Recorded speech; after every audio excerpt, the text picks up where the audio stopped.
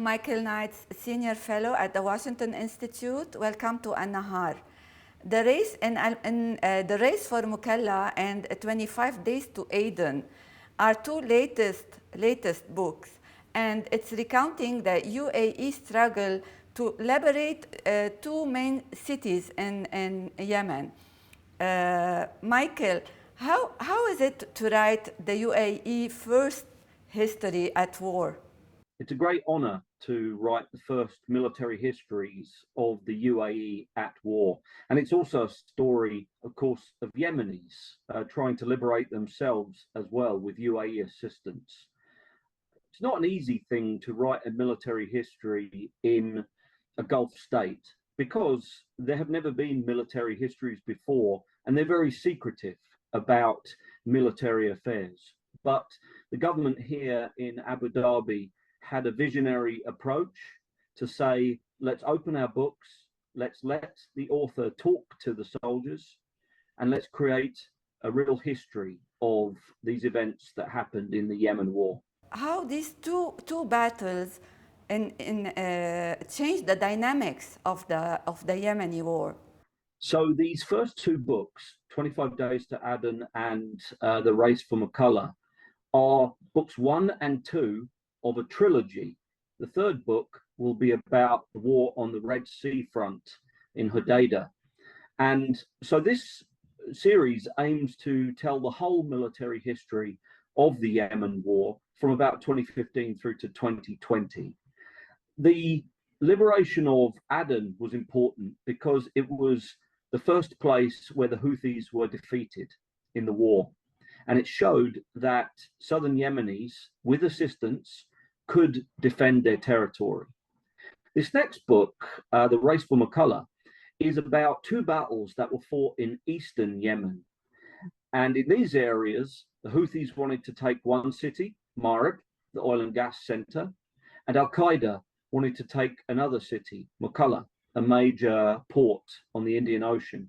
And this book is about how the UAE helped the Yemenis to liberate those two places and to make sure that neither the Houthis nor Al-Qaeda could take advantage of the civil war chaos. And after the tragic event after the missile strike on Safar, what can you tell us about the adaptation of the UAE elite forces and their gaining momentum to re-enter this struggle, this war? Well, the heart of the book is that tragic day of September 4th, 2015, when over 50 Emiratis were killed in a missile strike in Marib at Safar. And this part of the book is really very inspiring. The book is dedicated to all of those soldiers who lost their lives in Marib and in other places in eastern Yemen. But the UAE very quickly recovered from that incident, which was the worst mass casualty incident in the whole history of the Emirates. And within 5 days, the UAE was back on the attack, and ultimately it won the Battle of Marib. So this was really a story of national resilience, coming back from the hardest hit that the nation had ever taken and immediately getting back on the attack again with the full support of the UAE public and leadership at home. It's obvious that the UAE campaign in Mukalla involved a combination of military operations, alliances with tribes, and coordination with US intelligence and drones. As a military expert as well, could you elaborate on the complexities of such multifaceted offensive?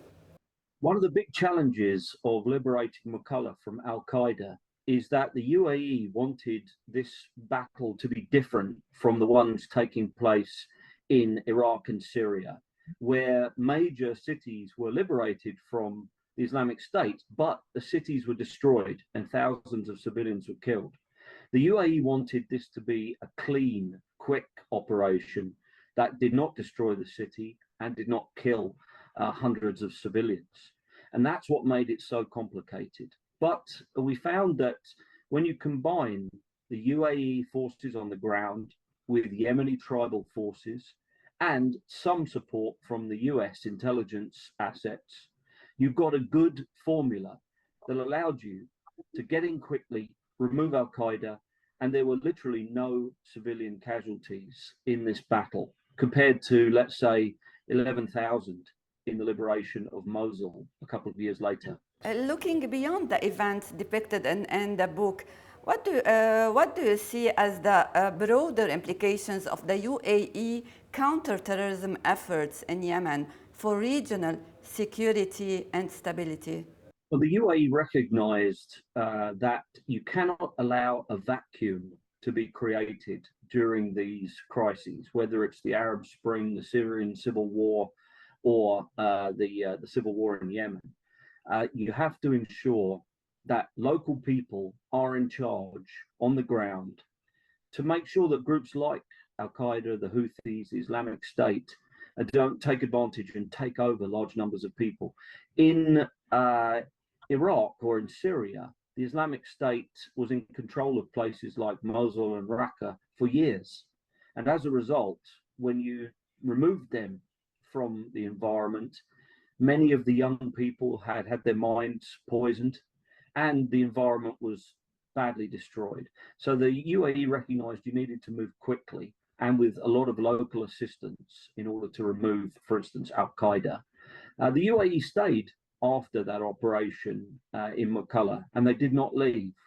They continue to support Yemeni counterterrorism efforts to this day, with Americans now also working in that three-way coordination.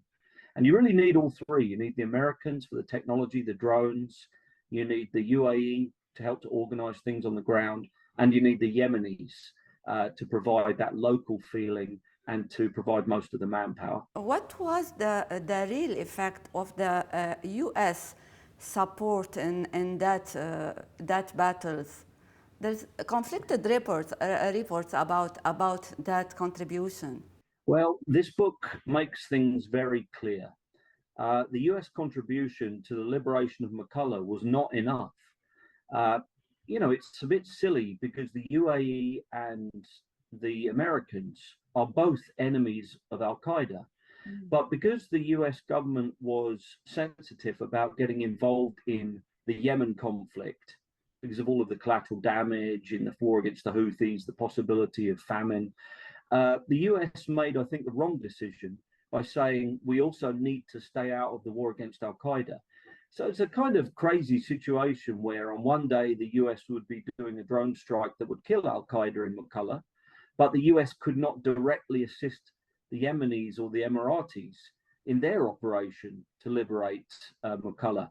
But I'm afraid sometimes US politics is a little strange. And this book is a very good example of how people will fill the gap. If the US doesn't do something, they will do it themselves.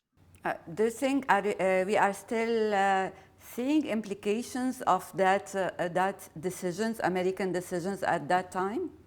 When you combine America's failure to act at Makalla with the US failure to protect the UAE from Iranian drone attacks, I think those two things did shake some confidence in the US as a security partner for the United Arab Emirates. But I think things are slowly recovering, and I hope that there's a better and stronger relationship in the future. When we will be expecting the third book?